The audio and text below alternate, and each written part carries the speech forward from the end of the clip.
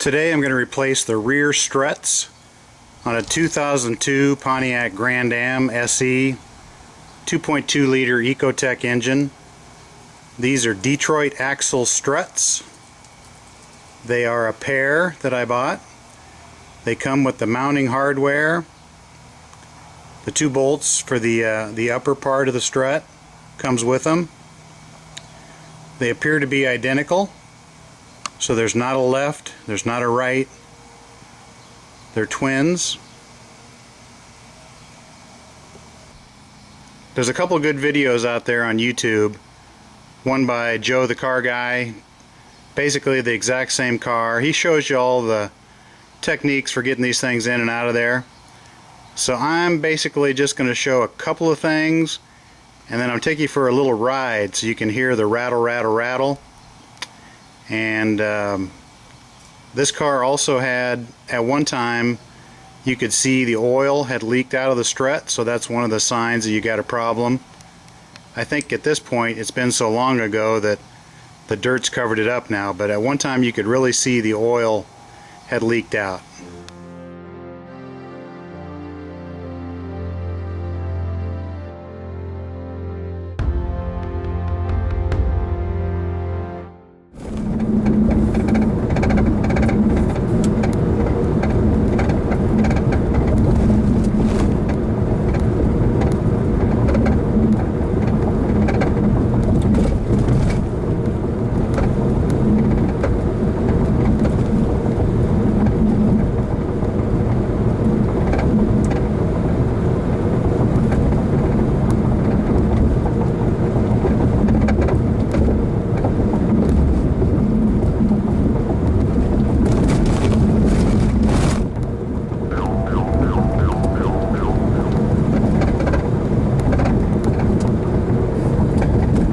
So what I hear is a really bad rattle coming from the trunk area.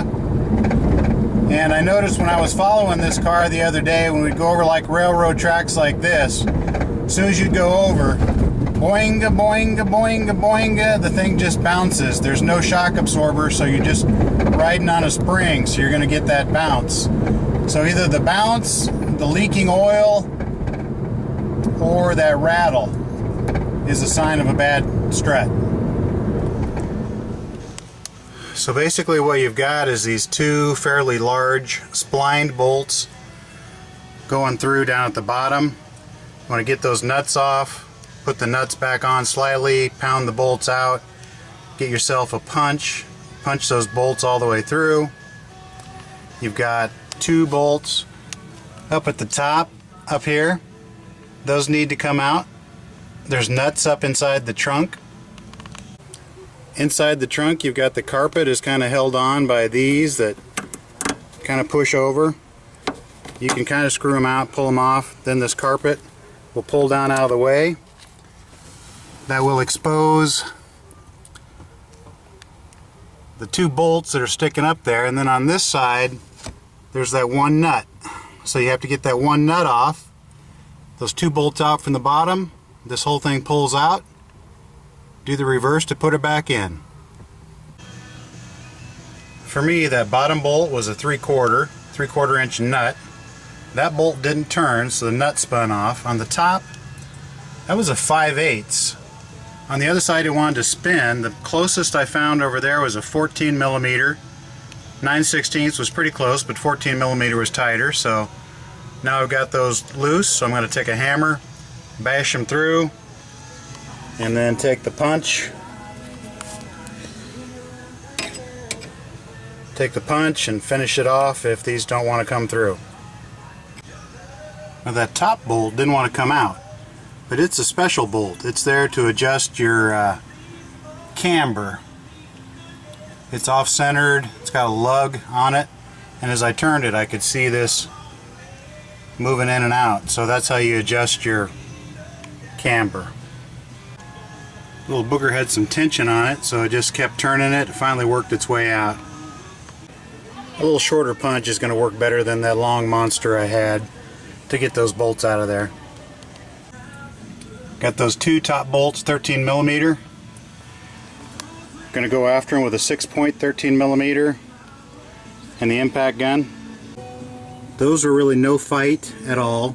Came right out. They do look a little blue, like they might have had some Loctite, but they sure came out easy. That's a 13mm up there. You can go at it with a deep socket or a wrench, or this is one of those ratcheting wrenches. It's a little bit of a puzzle getting it out of there, but just make sure you don't kink the brake hose, anything like that. Work it on out of there, get the new ones in there, back in business. Now I'm going to put a second floor jack underneath that strut, and that'll help me to push it on up in there. I got tired of trying to hold it and get it in there. Okay, that worked pretty good. Pushing it up there, getting it in the hole, getting the jack underneath it, lifting it up, holding it there.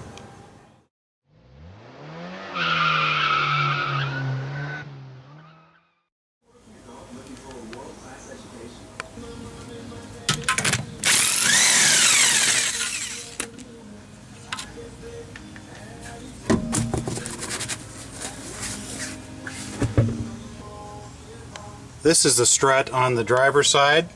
This one looks like the one that lost the oil, but it's been long enough it's coated with dirt.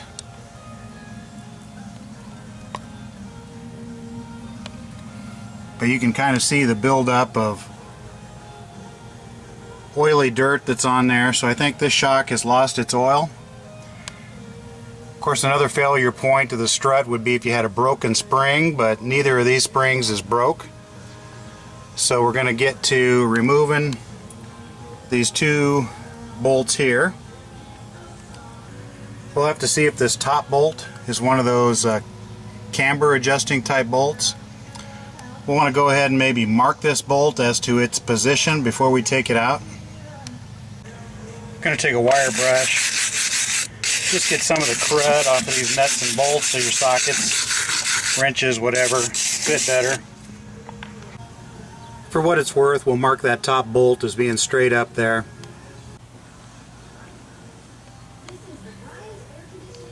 On this side we've got an 18mm nut, top and bottom. And on this side there's these special bolt heads. They're not a hex. They've got a flat spot on them. I've marked them both straight up. Those are your caliper or camber adjustment pins. And 15mm wrench is what I've got on that odd bolt head. So we'll get those backed out of there.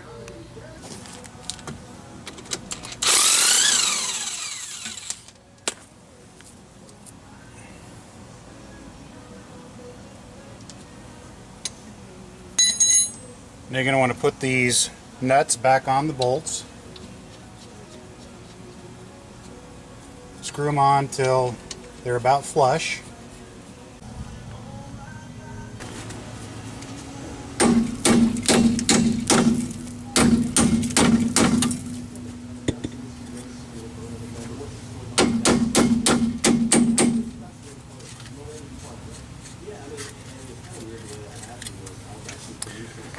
Okay, I got them moving with the nuts screwed all the way on. Now we'll back the nuts off about halfway, drive them a little farther.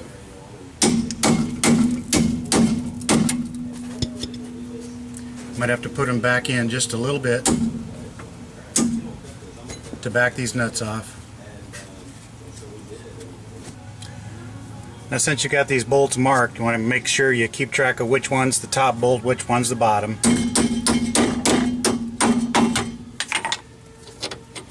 This bottom one just came out, no big deal.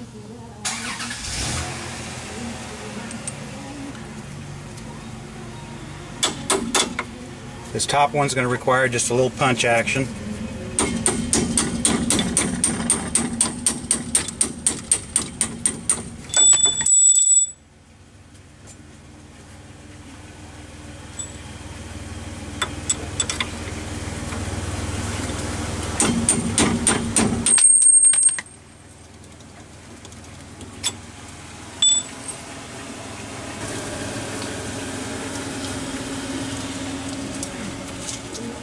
Neither one of these bolts is anything unique. So these are not the type that you turn and adjust the camber, which is kind of a surprise to me since they have this oddball head on them.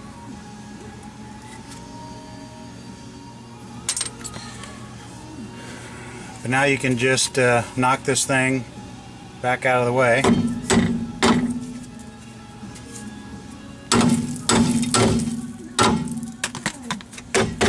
Okay, she's loose now, so we'll go get the two bolts up top, which are 13 millimeter, and then there's one 13 millimeter nut in the trunk. We'll have to get that. Over here on the driver's side, you can see the bolt coming up through on the left and the nut there on the right. We'll back that nut all the way off, then we'll go get those two bolts out, drop that strut out of there.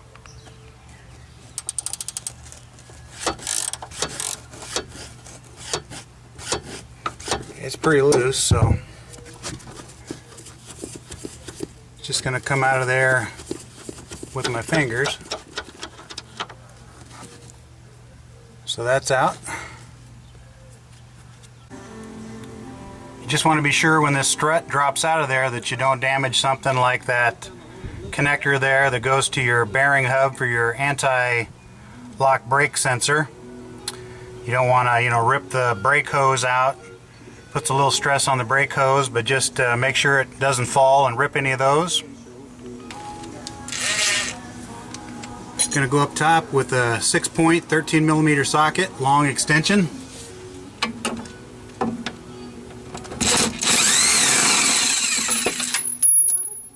Those come out easy. I got my hand on the strut to keep it from falling, free falling and ripping off a brake cable or something.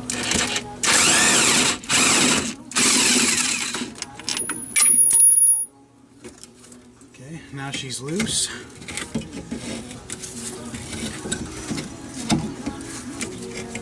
Tip her down. Start the puzzle.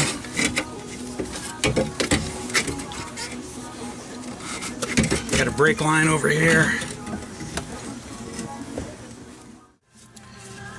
Get your wire brush and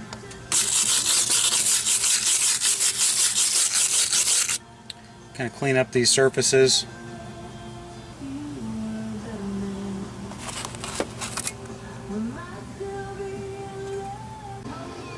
I'm going to reuse these two factory bolts that are up at the top of the shock. I like it because they have these two little self-aligning nubs on the end there, where the bolts that come from the factory, they're just regular bolts. They don't have any aligning feature there on the end. You might think that that little rubber boot has to be in there before you install the shock, but that's not so. You can get her down in there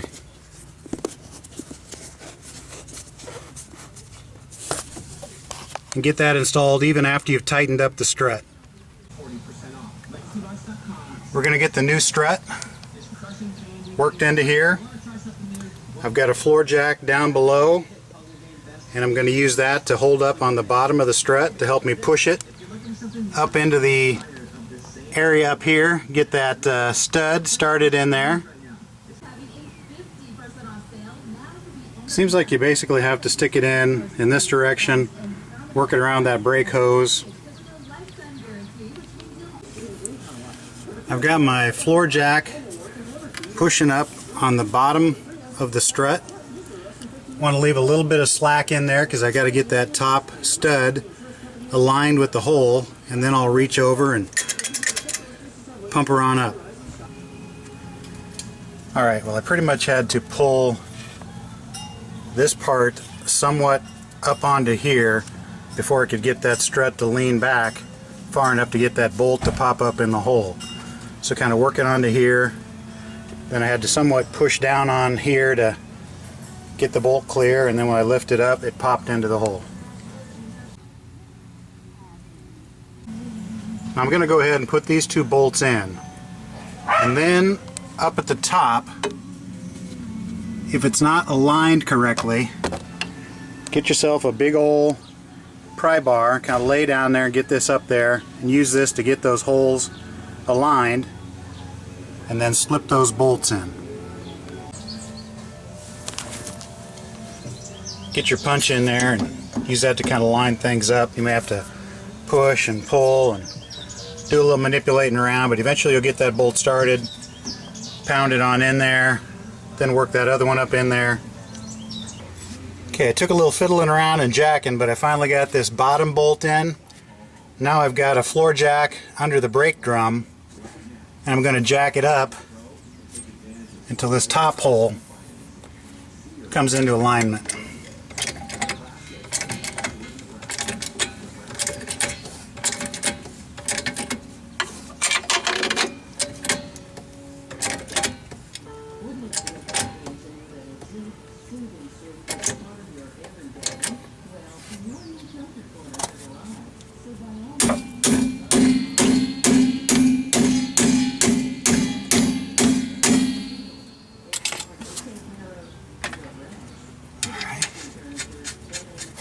Get those two nuts on, get those tight.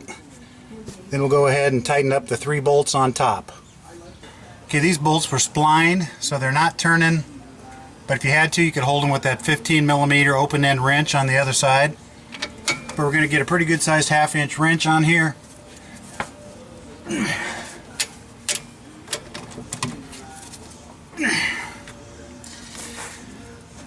About as tight as you can get them with a little 1/2 inch wrench, about 1 foot long.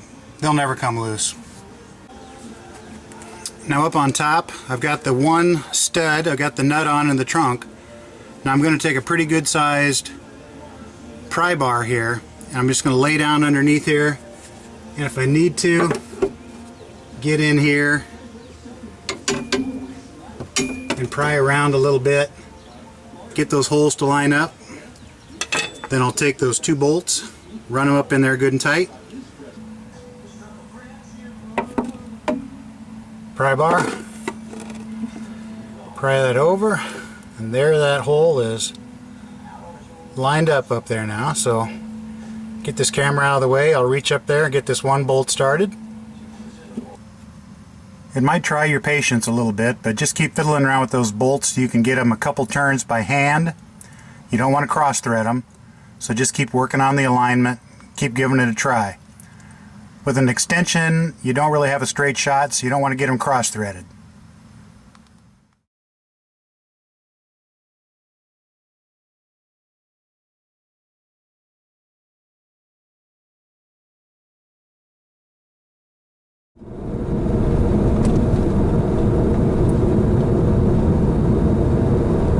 Can definitely hear there's no more rattle. We'll see if you can judge the fact that it no longer bounces like a spring. So there was a pretty good bump, and it just kind of up and down.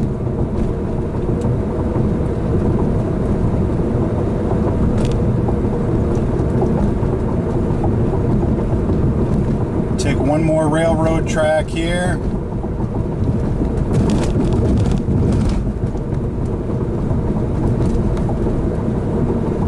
Much better.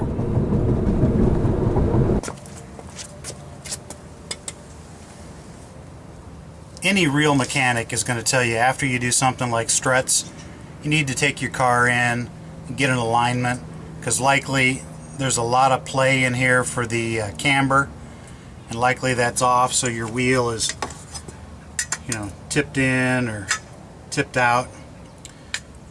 This is not going to be a good check. This would be complete hillbilly engineering, but you could take a square, set it here, check side to side, see if they're about even, give you some idea. Obviously the bottom of the tire is going to be bulged out here because it's got the pressure on it, so you're going to see that it's off a little bit. Check both sides. You'd know if you were like super way off, but again, take it in, get the alignment.